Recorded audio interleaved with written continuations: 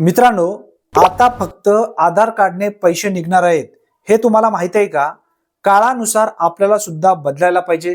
सगळं युग आता बदलत चाललंय.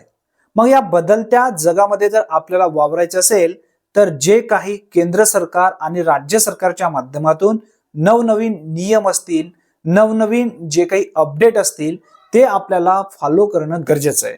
आता नेमकं आपल्याला आधार कार्डवरून हे पैसे कसे मिळणार आहेत या संदर्भातील माहिती आपण व्यवस्थित समजून घेऊया.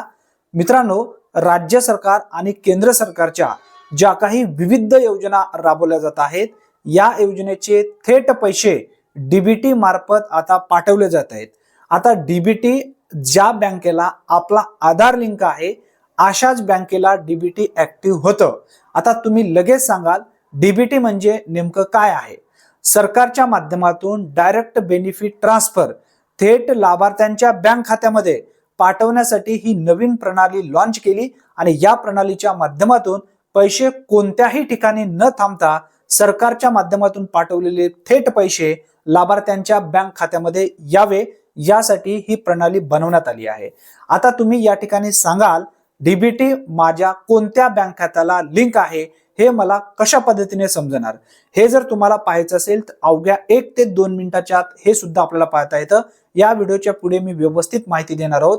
मित्रांनो, ज्या लाभार्थ्यांना माहिती आतापर्यंत नव्हती अशा लाभार्थ्यांसाठी हा व्हिडिओ बनवण्यात आलेला आहे. तुम्हाला जर माहिती असेल तर तुमच्यासाठी ही माहिती थोडीशी योग्य ठरली नसेल, परंतु ज्यांना माहिती नाहीये पूर्वी अशा लाभार्थ्यांसाठी ही माहिती अतिशय उपयुक्त होती. पुढे डीबीटी आपल्या बँक खात्याला ऍक्टिव्ह आहे का? आधारला कोणती बँक लिंक आहे? अवघ्या 2 मिनिटाच्या आत आधार कार्डच्या ऑफिशियल पोर्टलवरून आपण जाणून घेणार आहोत. त्यासाठी नक्की हा व्हिडिओ शेवटपर्यंत पहा. सर्वप्रथम गुगल ओपन करा. गुगल मध्ये माय आधार या नावाने सर्च करा. पहिली वेबसाईटला टच करा. त्यानंतर आधार कार्डचा ऑफिशियल पोर्टल ओपन झालेला दिसेल. यावर तुम्हाला लॉग इन करायचं आहे. लॉग इन नावाचा जो ऑप्शन आहे त्यावरती टच करा. टच केल्यानंतर तुम्हाला इंटर आधार नंबरच्या ठिकाणी आधार नंबर व्यवस्थित टाकायचा आहे. यानंतर इंटर कॅप्चाच्या ठिकाणी कॅप्चा भरायचा आहे. आता कॅप्चा कोणता भरायचा आहे? हा वाला कॅप्चा सेम टू सेम टाकून लॉग इन विथ ओटीपी यावरती टच करायचा आहे. आधार नंबर भरलाय, कॅप्चा भरलाय, लॉग इन विथ ओटीपी यावरती टच करणार आहोत. पूर्ण लाईव्ह प्रोसेस तुमच्यासमोर मी दाखवत आहे. बघा, आधार कार्डची जो मोबाईल नंबर लिंक आहे त्यावरती एक 6 अंकी ओटीपी गेलेला आहे. आलेला 6 अंकी ओटीपी तुम्हाला इंटर ओटीपीच्या ठिकाणी टाकायचा आहे आणि लॉग इन या पर्यायावरती टच करायचं आहे. लॉग इन या पर्यायावरती टच केल्यानंतर तुमचा आधार या ठिकाणी आता लॉग इन झालेला आहे. तुम्हाला तुमच्या आधार कार्डला कोणती बँक लिंक आहे हे पाहायचं आहे. इथं फोटो सुद्धा तुम्ही पाहू शकता.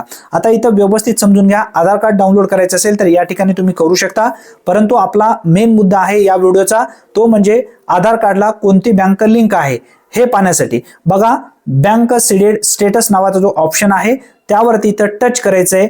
Click here to find your bank seeding status. आता आपलं काम या ठिकाणी संपला. आता फक्त तुमच्या समोर कोणती बँक आहे ती तुम्हाला दिसणार आहे.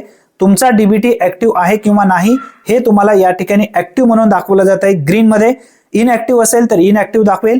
कोणती बँक आहे त्या बँकेचं नाव सुद्धा या ठिकाणी दर्शवलं जात आहे. म्हणजे तुमच्या आधार कार्डला डीबीटी ऍक्टिव्ह आहे. थेट आता आधार कार्ड वरूनच हे पैसे येणार आहेत असं तुम्ही गृहीत धरा. ही महत्वपूर्ण माहिती जास्तीत जास्त शेअर करा. धन्यवाद.